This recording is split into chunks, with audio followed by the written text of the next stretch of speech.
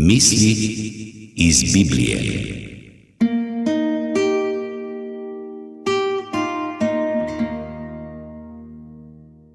Ustvarjanje žive in nežive narave je Božje delo, toda svojo sposobnost ustvarjanja je dal tudi nam.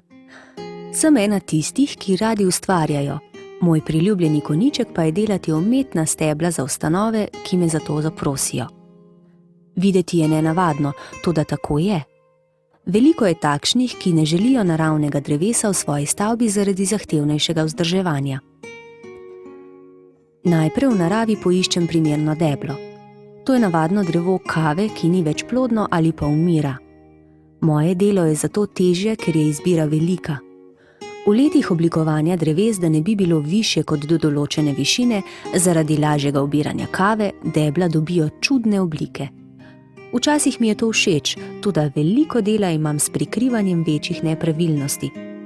Pri tem uporabljam umetno vejo bršljana ali gosto umetno listje. Ko se doma končno lotim dela, začnem s čiščenjem. Deblo močno drgnem z močno ščetko, da bi ga očistila vseh nezaželenih spominkov. Nato ga namočim v poseben insekticid, da z njega odstranim zajedavce. Po čiščenju, pranju in namakanju s kemikalijami je drevo videti veliko lepše. Dobi živahnejšo barvo, na njem pa so poudarjene naravne krivulje. Tedaj se začne montaža. Najprej pritrdim podstavek, ki deblu daje stabilnost in videz. Potem pride na vrsto brušenje. Pri tem nastanejo grde luknje, vendar tja takoj zatlačim veje, vejice in čudovito umetno listje živozelene barve. Oblikujem toliko časa, dokler ne dobim naravnega videza. Tako počasi grčasto, izobličeno leseno okostje dobiva privid življenja. Drevo je tako pripravljeno krasiti kakšen poslovni prostor ali pisarno.